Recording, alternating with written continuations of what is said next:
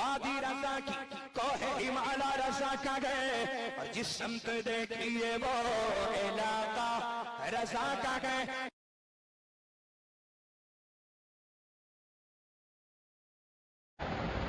محمد کیفی صاحب ہے، کریلی پریاگ راج الہ آباد سے، انہوں نے سوال کیا ہے کہ حضور شفیق ملت کی بارگاہ میں میرا سوال عرض ہے کہ حال ہی میں میرے بھائی کا انتقال ہو گیا ایکسیڈنٹ میں۔ اس کے کچھ دنوں بعد ہمارے گھر 2 بار چھوٹے چھوٹے سانپ کے بچے نکلے۔ ہم نے انہیں مارا نہیں لیکن باہر پھینک دیا۔ اس کے کچھ دنوں بعد میری والدہ کو ایک خواب آیا جس میں کہ ایک سانپ میری والدہ سے بول رہا تھا کہ تمہارے بیٹے نے میرے 2 بچوں کو مار دیا، اسی لیے میں نے تمہارے بیٹے کو مار دیا۔ اور پھر وہ سانپ میری والدہ کے ساتھ ساتھ چل رہا تھا، اس نے کوئی نقصان نہیں پہنچایا۔ اس خواب کے تعلق سے جواب عنایت فرمائیے۔ ایسا لگتا ہے کہ آپ کا گھر اجنہ سے آصف زدہ ہے۔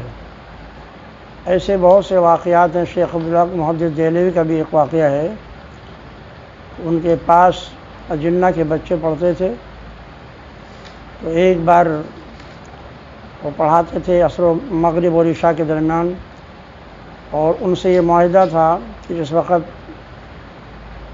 انسان پڑھیں گے تم لوگ نہیں آؤ گے، اور جس وقت تم پڑھو گے کوئی انسان نہیں آئے گا۔ تو مغرب بعد وہ دروازہ بند کر لیتے تھے، اور اجنہ کے بچے چھوٹے چھوٹے آ جاتے تھے، ان کو آپ پڑھاتے تھے۔ ایک بار ایک جن کا بچہ ایسے بند پہنچا جب دروازہ بند ہو چکا تھا، وہ پریشان ہوا، تو اس چھوٹے سے سانپ کی صورت میں اپنے آپ کو بدل کر کے، اور جو پانی نکلنے کا نالی تھا اس میں سے گھس گیا۔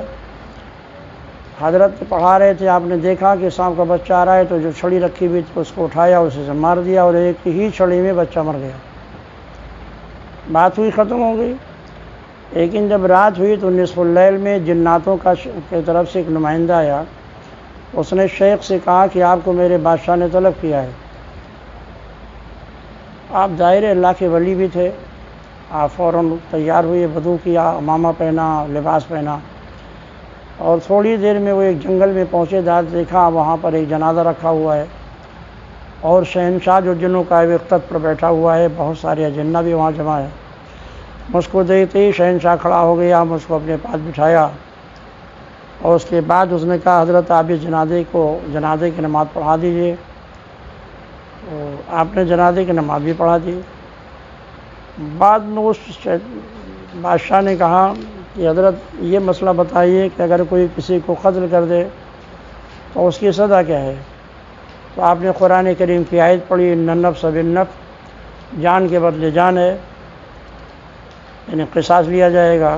تو شہنشاہ نے کہ وہ کہا یہ جو بچہ ہے جس کی جنازے کی نماز آپ نے پڑھائی، یہ آپ کا شاگرد ہے، اور یہ آپ کے پاس پڑھنے میں دیر میں پہنچا تھا، آپ نے چھڑی سے مارا اور یہ مر گیا۔ تب آپ نے وہ حدیث پڑھی، قتل المودی قبل الایذاء، مودی کو ایذا دینے سے پہلے قتل کر دینا چاہیے۔ تو میں نے اس حدیث پر عمل کیا ہے۔ وہ ایسی شکل و صورت میں کیوں آئے جس میں شریعت نے انہیں قتل کرنے کا حکم دیا تھا؟ ابھی آپ یہ حدیث بیانی کر رہے تھے کہ اس محفل میں ایک جن صحابی بیٹھے ہوئے تھے جن کی عمر بہت زیادہ تھی، تو انہوں نے فرمایا ہاں میں نے اپنے کانوں سے اللہ کے نبی کو یہ حدیث ارشاد فرماتے ہوئے سنا ہے، اور اس طرح پہ انہوں نے نجات ملی۔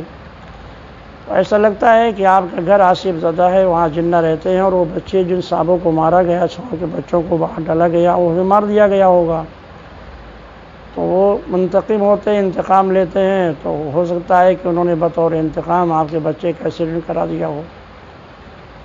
اب ان کی مہربانی ہے کہ وہ دوبارہ پھر آپ کو اور کوئی نقصان نہیں پہنچایا۔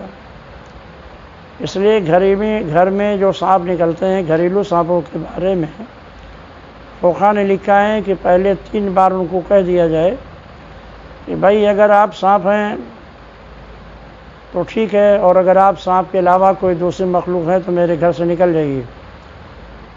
اگر وہ جن ہوگا 3 بار اسے آپ جب کہیں گے تو وہ آپ کا مکان چھوڑ کر کے چھپ جائے گا، نکل جائے گا، اور اگر اس کے بعد بھی نہ جائے تو آپ اسے مار دیجئے۔ اب آپ کو نقصان نہیں پہنچا سکتا کیونکہ آپ نے شریعت کے حکم پر عمل کیا۔